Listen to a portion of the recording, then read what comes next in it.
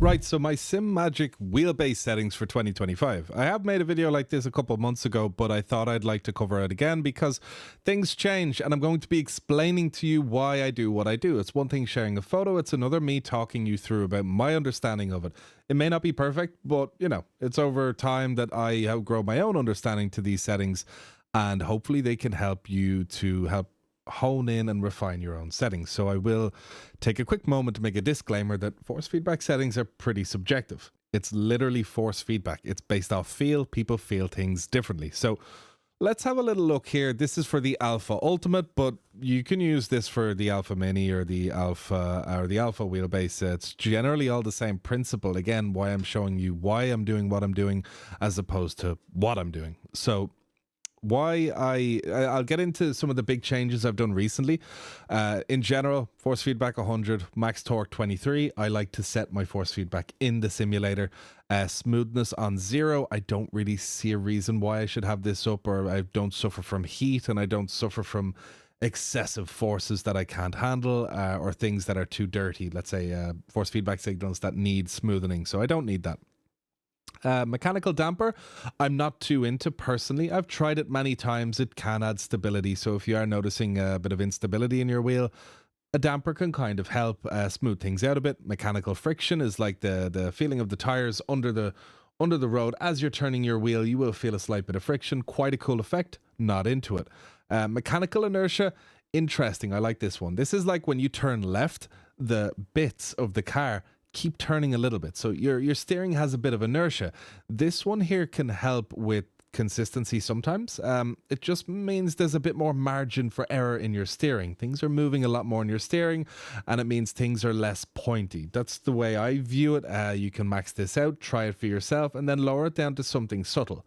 Most of these effects I have on subtle. Force feedback frequency, if you're noticing curb strikes, it's hard to get up on curbs, and you don't like how spiky your wheel is, try putting this to 1, 2, or even 3. What you'll notice is that you can soar over curbs, because when you mount a curb in iRacing, in some cases, or when you mount a curb in real life, your steering wheel doesn't move. There's no reason for your front wheels to go like this while you're going over a curb. And in iRacing, because it is a simulation at the end of the day, it can add extra heat, tire usage, and instability to balance, all that kind of stuff. So, for example, Imola, I was using this at 1, and I found that putting it at 1 did kind of help me out an awful lot for getting up on curbs and just driving over them as if they weren't there. So force feedback frequency can help out. Again, less is more. I do like a very kind of raw and kind of violent steering wheel. Now, a good point I'd like to make, there's a difference between the settings that you want to be fast compared to the settings that are fast for you. Something I've learned recently, I've done a lot of self-research into it, just testing trial and error, is because I did really like the speed I was gaining from force feedback frequency, I lowered it down because I just don't like the feeling of it. I just don't like it. It makes the wheel feel funky. That's my technical term, guys. Wheel rotation speed. This guy here is a little gem. Oh, sorry, before we jump into a force feedback detail, I put it on 20. If you don't like 20, you can choose 9.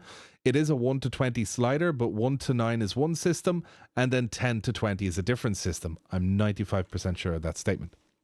Anyway, I like it on 20. I do really, really enjoy it. So it's nice if you are suffering from excessive heat. You can lower this down or keep it on 0. Try it out in 20, try it out in 0. There is a feeling, you can feel it, so give it a go. W or S, wheel rotation speed. I usually had this around 100 for quite a while with my Alpha because I wanted it as lively, as strong, and as violent as possible with my Alpha Mini. It was a lower Newton meter wheelbase, and I did want to squeeze the most out of it. It's still there. It's literally behind that GT Neo behind you. Beautifully. I'll never get rid of it, my baby. But I started lowering this down, and although I like the feeling of where this is up here, what's weird is the more I lowered it, the faster I got. So I lowered it to 80 and I got a bit faster, and I lowered it to 75, got faster, lowered it to 60, 70, I lowered it. And then I started looking deep into wheel rotation speed. A lot of people have talked about it online. There's not a lot of info online, but there's also a decent amount. I just said, you know what? I'm going to put it on 45. And then I put it up to 50. That's my old biased self again. But I put it on 50, and I suddenly noticed that the wheel isn't hopping around anymore. When I had the wheel up to 100, it could move fast, but it was light. While turning in, it was light. There was a lightness about the wheel, but if I hit a curb or if there was bumps on the road or mid corner, there was a lot going on in the wheel, an awful lot. My poor little brain, my little Jackzer baby brain with the 4 neurons firing and just hitting brick walls, wasn't able to deal with this. And I didn't know this until I started lowering it and lowering it. And what happened was I found the car had much more better turn in.